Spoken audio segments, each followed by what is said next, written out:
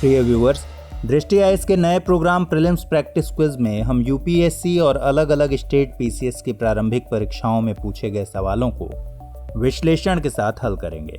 जानकारी के साथ साथ सही उत्तर का चयन करते समय कौन से ट्रिक कारगर साबित होते हैं उन्हें भी सीखेंगे। विकल्पों की छंटनी करना, बुनियादी अवधारणा को समझना, तथ्यों और अतिवादी व विशेष शब्दों पर ध्यान देने का अभ्यास करने की भी कोशिश करेंगे। इस कार्यक्रम में हम रोज 5 सवालों को हल करेंगे, लेकिन आप ज्यादा सवालों को हल करने के लिए टीम दृष्टि द्वारा हाल ही में लॉन्च की गई प्रीलिम्स प्रैक्टिस सीरीज नामक पुस्तक श्रृंखला को आधार बनाइए। इसमें यूपीएससी समेत विभिन्न प्रारंभिक परीक्षाओं में पूछे गए करीब 8 से 10 हजार प्रश्नों का संकलन, उत्तर व विश्लेषण के साथ तैयार किया गया है। इस सीरीज की कुछ किताबें मार्केट में आ चुकी हैं और कुछ आने वाले समय में आएंगी। तो चलिए सबसे पहले साल 2018 के यूपीएससी के सवालों से शुरू करते हैं और 2018 में सबसे पहले बात पॉलिटी और गवर्नेंस की करेंगे। इसमें हम आईआर के भी सवालों को शामिल कर लेंगे। सबसे पहले बात पॉलिटी की। पॉलिटी से 17 सवाल 2018 में पूछे गए थे। पहले सवाल को डील करते हैं। निम्नलिखित कथनों पर विचार कीजिए। पहला कथन है, पहली लोकसभा में विपक्ष में सबसे बड़ा राजनीतिक दल स्वतंत्र पार्टी था। लोकसभा में नेता प्रतिपक्ष को सर्वप्रथम 1969 में मान्यता दी गई थी। यह दूसरा कथन है। तीसरा कथन है, लोकसभा में यदि किसी दल के न्यूनतम 75 सदस्य न हो तो उसके नेता को नेता प्रतिपक्ष के रूप में मान्यता नहीं मिल सकती है। उपर्युक्त में से कौन सा या से कथन सही है? यह है केवल 1 और 3, केवल 2 और 3, 1, 2 और 3। चलिए विश्लेषण से शुरू करते हैं। सबसे पहले देखते हैं तीसरा कथन। अगर आपको तीसरे कथन के बारे में आइडिया है कि यह कथन गलत है तो फिर एलिमिनेशन मेथड से हम सही उत्तर निकाल सकते हैं, क्योंकि तीसरा ऑप्शन गलत होते ही दिए गए ऑप्शंस में कहीं भी केवल 1 और 2 का ऑप्शन है नहीं। इसका मतलब कि फिर केवल एक ऑप्शन बचता है, ऑप्शन बी, जो सही होगा। अब इस बात से फर्क नहीं पड़ना चाहिए कि नेता प्रतिपक्ष के पद को किस साल मान्यता दी गई, क्योंकि सही उत्तर निकालने के लिए अब कोई ऑप्शन और बचा नहीं है, तो केवल 2 यानी बी ऑप्शन करेक्ट हो जाएगा। अब नॉलेज पार्ट पर बात कर लें। पहली लोकसभा में कांग्रेस के बाद निर्दलीय सांसदों की सबसे ज्यादा संख्या थी, जबकि कम्युनिस्ट पार्टी दूसरी सबसे बड़ी पार्टी थी। यह तथ्य यहाँ केवल उलझाने के लिए पूछा गया है। यहाँ सवाल पूछने का इंटेंट यह भी नहीं था कि किस वर्ष मान्यता दी गई, बल्कि ये जानना था कि स्टूडेंट्स सबसे ज़्यादा चर्चा में रहने वाले पद नेता प्रतिपक्ष के बारे में जानते हैं या नहीं। लेकिन आपकी जानकारी के लिए बता दें कि लोकसभा में इस पद को सबसे पहले 1969 में ही मान्यता दी गई थी। बाद में 77 के एक कानून, संसद में विपक्षी नेता वेतन और भत्ता अधिनियम के जरिए नेता प्रतिपक्ष को सांविधिक मान्यता भी दे दी गई। इस कानून के मुताबिक संसद के किसी भी सदन में नेता प्रतिपक्ष वह सदस्य होगा जिसे सदन में सरकार के विपक्ष की सबसे बड़ी पार्टी की तरफ से नेता चुना जाए और जिसे सभापति या स्पीकर नेता प्रतिपक्ष के रूप में मान्यता दे। इस कानून में नेता प्रतिपक्ष पद के लिए आवश्यक न्यूनतम सदस्य संख्या तय नहीं की गई है। इसे सभापति या स्पीकर के स्वविवेक पर छोड़ा गया है। लेकिन वर्तमान में परंपरा के मुताबिक विपक्ष के सबसे बड़े दल के पास सदन की कुल संख्या के न्यूनतम 10% यानी 55 सदस्य होने चाहिए। तो इस तरह इस प्रश्न का सही जवाब है ऑप्शन बी, यानी केवल दूसरा कथन सही है। अब दूसरे सवाल को देखते हैं। निम्नलिखित कथनों पर विचार कीजिए। पहला कथन है, भारत की संसद किसी कानून विशेष को भारत के संविधान की 9वीं अनुसूची में डाल सकती है। दूसरा कथन है, 9वीं अनुसूची में डाले गए किसी कानून की वैधता का परीक्षण किसी न्यायालय द्वारा नहीं किया जा सकता एवं उसके ऊपर कोई निर्णय नहीं किया जा सकता है। उपर्युक्त में से कौन सा या से कथन सही है? यह है केवल 1, केवल 2, 1 और 2 दोनों, न तो 1 और न ही 2। पॉलिटी के सेक्शन से 9वीं अनुसूची से अक्सर प्रश्न पूछ लिए जाते हैं, क्योंकि यह अनुसूची हमेशा चर्चा में रहती है। अनुच्छेद 31B से 9वीं सूची संबंधित है और दोनों ही प्रावधानों को जोड़ने का मकसद भूमि सुधार संबंधी कानूनों के ऐसे प्रावधानों जिनसे मूल अधिकार प्रभावित होते हैं उन्हें न्यायिक समीक्षा से बचाना था। 9वीं अनुसूची और अनुच्छेद 31B दोनों को ही प्रथम संविधान संशोधन 1951 के जरिए जोड़ा गया था। अनुच्छेद 31B के मुताबिक 9वीं अनुसूची में शामिल किसी कानून, विनियम और उनके उपबंधों को इस आधार पर शून्य नहीं समझा जाएगा कि वह भाग 3 के तहत किसी अधिकार के असंगत है या उन्हें छीनता है। यानी कोई कानून अगर किसी मूल अधिकार को छीनता है तब भी कोर्ट उसकी समीक्षा नहीं करेगा। इसके अलावा अगर कोई न्यायालय इस संबंध में प्रतिकूल निर्णय देता है तब भी वे लागू रहेंगे। हालांकि आपको बता दें कि आयर कोइल्हो बनाम तमिलनाडु राज्य में सुप्रीम कोर्ट ने कहा कि 9वीं अनुसूची में शामिल किए गए किसी भी कानून की न्यायिक समीक्षा की जा सकती है अगर संविधान के मूल ढांचे को वह प्रभावित करता है।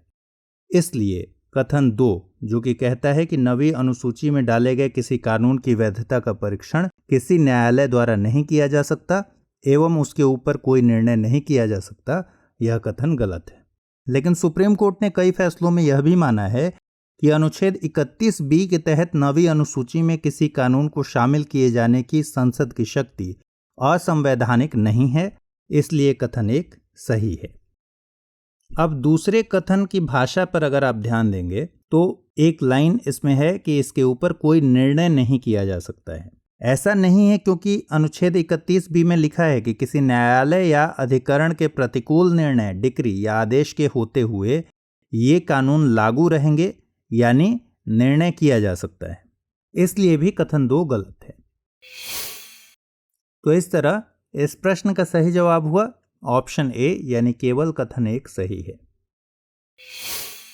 चलिए अब तीसरा सवाल देखते हैं।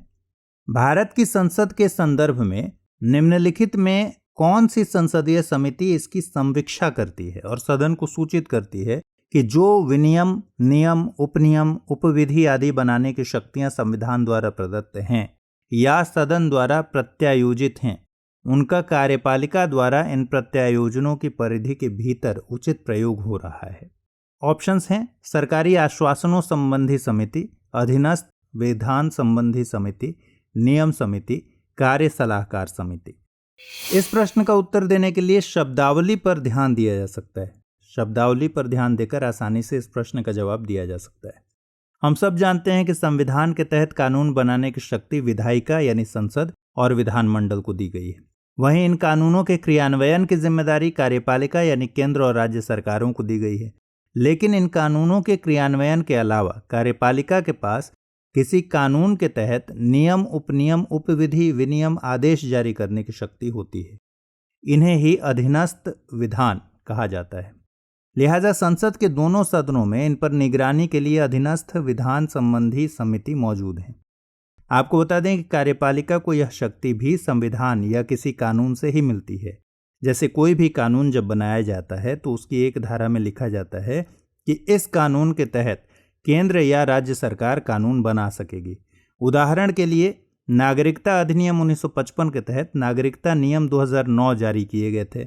इसी तरह संविधान की 5वीं अनुसूची के मुताबिक राष्ट्रपति किसी भी समय आदेश जारी कर किसी क्षेत्र को अनुसूचित क्षेत्र घोषित कर सकते हैं। आदेश के संबंध में एक नया उदाहरण है जब राष्ट्रपति ने 2019 में संविधान जम्मू और कश्मीर में लागू आदेश जारी कर 1954 के आदेश को हटा दिया था।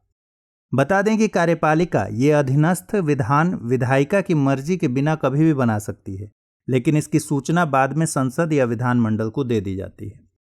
फिर से लौटते हैं अधीनस्थ विधान संबंधी समिति पर। दोनों सदनों में इस समिति की सदस्य संख्या 15 होती है, जिन्हें लोकसभा में स्पीकर और राज्यसभा में सभापति द्वारा नामित किया जाता है। अब इस समिति के अलावा अन्य 3 समितियों की भी यहाँ चर्चा कर लेते हैं। सरकार संसद में जो भी आश्वासन, वादे और कार्यक्रम सामने रखती है उसकी जांच के लिए दोनों सदनों में सरकारी आश्वासनों संबंधी समिति होती है। राज्यसभा में इसमें 10 जबकि लोकसभा में 15 सदस्य होते हैं। राज्यसभा के सदस्यों को सभापति जबकि लोकसभा के सदस्यों को स्पीकर नामित करते हैं। अब नियम समिति की बात करते हैं। संसद के दोनों सदनों में किस तरह काम होगा, उसकी प्रक्रिया कैसी होगी, इस पर विचार करने के लिए दोनों सदनों में नियम समिति होती है। लोकसभा में स्पीकर इसके अध्यक्ष होते हैं, उन्हें मिलाकर कुल सदस्य संख्या 15 होती है, जबकि राज्यसभा में सभापति इसके अध्यक्ष होते हैं। सभापति और उपसभापति समेत कुल सदस्य संख्या 16 होती है। इसी तरह दोनों सदनों में सरकार के कार्यों पर जब भी चर्चा करनी होती है उसके लिए जो समय तय किया जाता है उसकी सिफारिश देने के लिए दोनों ही सदनों में कार्य सलाहकार समिति होती है। तो अब प्रश्न का उत्तर शब्दावली पर ध्यान देकर आसानी से दिया जा सकता है। अधीनस्थ विधान कार्यपालिका द्वारा किसी कानून के तहत नियम, उपनियम, उपविधि, विनियम, आदेश। अधीनस्थ विधान पर निगरानी करने के लिए संसद के दोनों सदनों में अधीनस्थ विधान संबंधी समिति अस्तित्व में है। तो इस तरह इस प्रश्न का सही जवाब क्या होना चाहिए? अधीनस्थ विधान संबंधी समिति, क्योंकि यहाँ विनियम, नियम, उपनियम, उपविधि आदि बनाने की शक्तियों की बात हो रही है। अगला सवाल, निम्नलिखित कथनों पर विचार कीजिए। पहला कथन है, शिक्षा का अधिकार RTE अधिनियम के अनुसार किसी राज्य में शिक्षक के रूप में नियुक्त होने हेतु अर्ह होने के लिए किसी व्यक्ति में संबंधित राज्य अध्यापक शिक्षा परिषद द्वारा निर्धारित न्यूनतम योग्यता होना आवश्यक है। दूसरा कथन है, RTE अधिनियम के अनुसार प्राथमिक कक्षाओं में शिक्षण हेतु किसी अभ्यर्थी के लिए राष्ट्रीय अध्यापक शिक्षा परिषद के दिशा निर्देशों के अनुरूप लिए गए अध्यापक अर्हता परीक्षण में उत्तीर्ण होना आवश्यक है। तीसरा कथन है, भारत में 90% से अधिक अध्यापक शिक्षण संस्थान प्रत्यक्ष रूप से राज्य सरकारों के अधीन हैं। उपर्युक्त में से कौन सा या से कथन सही है या है? 1 और 2, केवल 2, 1 और 3 या फिर केवल 3? ऐसे सवालों में बहुत सावधानी से इन्हें सॉल्व करना चाहिए और तभी सॉल्व करना चाहिए जब हमें सभी या कम से कम 2 कथनों के बारे में ठीक से जानकारी हो, क्योंकि यहाँ ऑप्शंस को एलिमिनेट कर सही उत्तर तक पहुँचना मुश्किल है। बहरहाल कोशिश करते हैं कि स्टेटमेंट्स में यूज़ किए गए टर्म्स से इसे सॉल्व करें। गौर से देखिएगा तो पहले और दूसरे कथन का आपस में कॉन्ट्रडिक्शन है, क्योंकि जहाँ पहले कथन में राज्य अध्यापक शिक्षा परिषद द्वारा निर्धारित न्यूनतम योग्यता की बात है, तो दूसरे कथन में राष्ट्रीय अध्यापक शिक्षा परिषद यानी NCTE के दिशा निर्देशों की बात है। अब या तो पहला कथन सही है या फिर दूसरा कथन सही है। चूंकि NCTE ने 2010 में अध्यापकों की योग्यता परीक्षण के लिए कुछ दिशा निर्देश तैयार किए थे, इसलिए कथन 2 सही है। शिक्षा के अधिकार कानून में न तो राष्ट्रीय और न ही राज्य परिषद का जिक्र है, लेकिन हाँ, इस कानून में अध्यापकों की नियुक्ति के लिए न्यूनतम योग्यताओं के बारे में जरूर लिखा है कि ये न्यूनतम योग्यताएं केंद्र सरकार द्वारा शक्ति प्राप्त किसी प्राधिकरण द्वारा तय की जाएंगी, इसलिए कथन 1 गलत है। अब इसका तीसरा कथन भी गलत है, क्योंकि आंकड़ों के मुताबिक देश में जितने भी अध्यापक शिक्षण संस्थान मौजूद हैं उनमें 90% निजी हाथों में हैं, न कि सरकारी। यानी कथन में जस्ट उल्टा लिखा गया है। ऐसे कथनों पर भी हमें ध्यान देना होता है कि यहाँ तथ्य को बिल्कुल विपरीत लिखा जाता है। तो इस तरह इस प्रश्न का सही जवाब है ऑप्शन बी, यानी केवल दूसरा कथन सही है। अब आज के 5वें सवाल को देखते हैं। कभी कभी समाचारों में उल्लिखित पद 2 स्टेट सॉल्यूशन किसकी गतिविधियों के संदर्भ में आता है? चीन, इजराइल, इराक या फिर यमन? इजराइल और फिलिस्तीन के बीच काफी लंबे समय से सीमाई विवाद चल रहा है, ये आपको पता ही होगा। इसी को सुलझाने के लिए 2 स्टेट सॉल्यूशन लाया गया था। इसके तहत दोनों देशों के बीच सीमाई विवाद को सुलझाने की कोशिश की गई और एक स्वतंत्र फिलिस्तीन की स्थापना की गई और इजराइल को यहूदी बहुल और लोकतांत्रिक देश घोषित किया गया। लेकिन दोनों देशों के बीच सीमा क्या होगी, कौन सा क्षेत्र किसके कब्जे में आएगा, इस पर उचित फैसला नहीं लिया जा सका और यह विवाद अभी भी बना हुआ है। इस प्रयास को यूएन ने 2002 में UNSC प्रस्ताव 1397 के जरिए पहली बार मान्यता दी थी। दोनों देशों के बीच झगड़े के निपटान के लिए हाल ही में अमेरिका ने वेस्ट एशिया पीस प्लान भी सामने रखा। इसे हमने करंट न्यूज़ के बुलेटिन में 6 फरवरी 2020 के बुलेटिन में विस्तार से कवर किया है, आप उसे वहां देख सकते हैं। तो इस तरह इस प्रश्न का सही जवाब है ऑप्शन बी, यानी इजराइल। तो उम्मीद है आपको हमारी ये पहल ज़रूर पसंद आई होगी और यह ज़रूर आपके परीक्षा के लिए उपयोगी पहल साबित होगी। अगले एपिसोड में फिर अगले 5 सवालों के साथ हम हाजिर होंगे। तब तक अपना ख्याल रखिए। नमस्कार।